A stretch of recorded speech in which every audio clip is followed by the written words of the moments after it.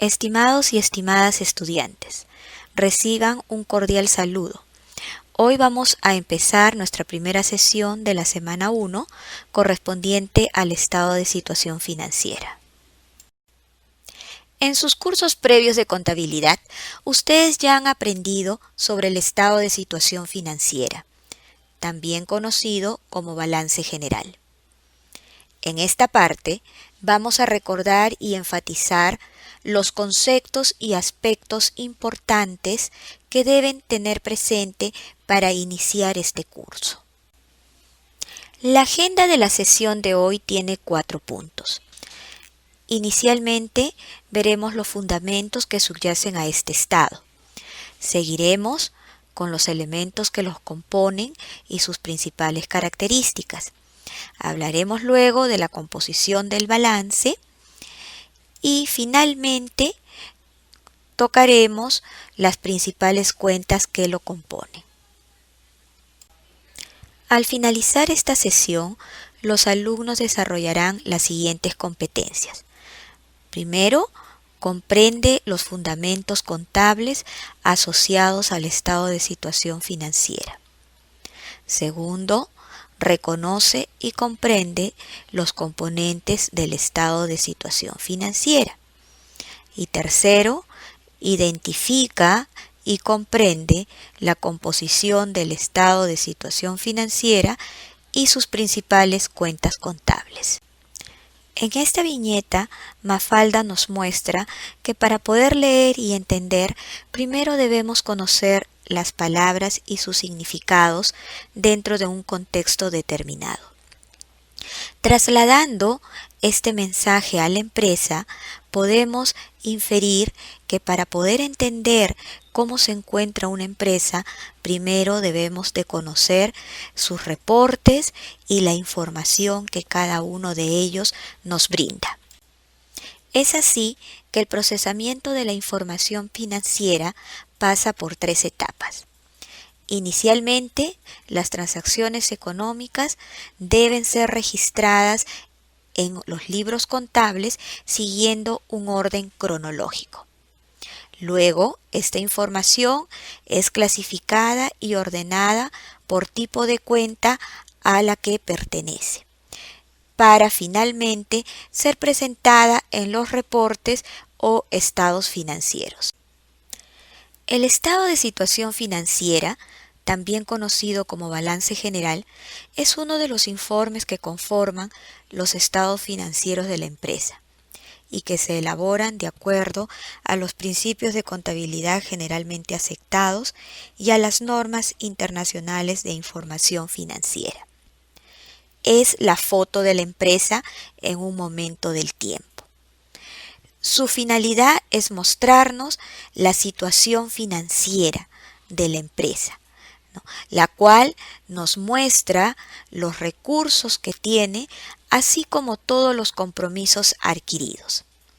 Estos compromisos pueden ser de 2 tipos, con terceros, como proveedores o bancos, y consigo mismo, es decir, con los dueños del negocio. El balance está compuesto por 3 tipos de cuentas: el activo, el pasivo y el patrimonio. Los activos son recursos que la empresa controla y que espera le genere un beneficio económico. Por ejemplo, las mercaderías, los vehículos, la maquinaria, entre otros. Los pasivos son las obligaciones contraídas con terceros, por ejemplo, proveedores o deudas bancarias. Y el patrimonio son las obligaciones con los dueños de la empresa. Los activos constituyen las inversiones que la empresa ha realizado, mientras que el pasivo y el patrimonio corresponden a las fuentes de financiamiento. Podemos decir entonces que la situación financiera de una empresa se puede expresar como las inversiones y sus fuentes de financiamiento a una fecha determinada. La ecuación contable, que es el resultado de comparar los activos con los pasivos más el patrimonio, nos muestra que los recursos que una empresa tiene es igual a lo que debe más lo que es. Cuando introducimos el elemento tiempo, el balance se divide en dos partes. La parte corriente o circulante, que hace referencia a las operaciones que se van a realizar en un lapso de tiempo de 12 meses.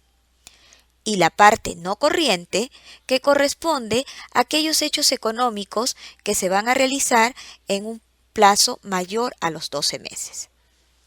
Observemos que tanto el activo como el pasivo se dividen en corriente y no corriente, mas no así el patrimonio, el cual por definición es no corriente. El activo se ordena en función al grado de liquidez de sus recursos. Este criterio genera 4 subdivisiones. Los 3 primeros corresponden a la parte corriente y son el disponible, que está constituido por los recursos más líquidos, como el dinero que se encuentra en la caja. El exigible, correspondiente a las cuentas por cobrar. Y el realizable, que está conformado por las mercaderías, los productos terminados, las materias primas y los suministros. Finalmente, lo menos líquido es el inmovilizado, que comprende a los activos fijos, los activos intangibles y las inversiones con fines de control. En esta lámina podemos ver la estructura del balance general y las principales cuentas que conforman cada una de las partes. Así, por ejemplo, las principales cuentas que podemos observar en el activo corriente serían el efectivo o caja bancos, las cuentas por cobrar comerciales, los inventarios y los gastos pagados por anticipado.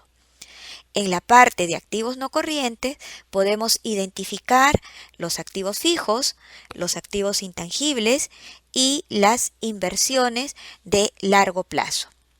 Por el lado del pasivo tenemos como parte del pasivo corriente las cuentas por pagar comerciales, las provisiones, el impuesto por pagar y las obligaciones financieras de corto plazo. En la parte del pasivo no corriente identificamos principalmente la deuda de largo plazo, las cuentas por pagar comerciales también de largo plazo y otros pasivos.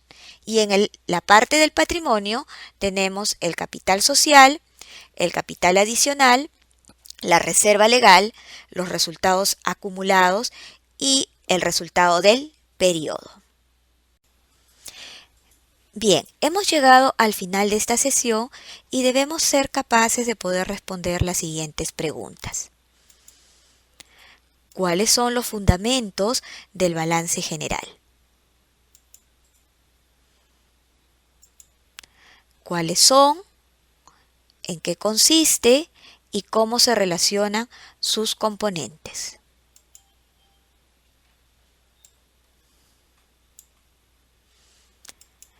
¿Cómo se estructura el balance general?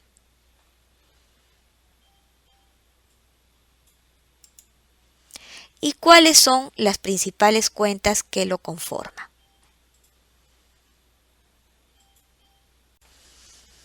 En esta sesión hemos revisado los fundamentos, componentes y composición del estado de situación financiera.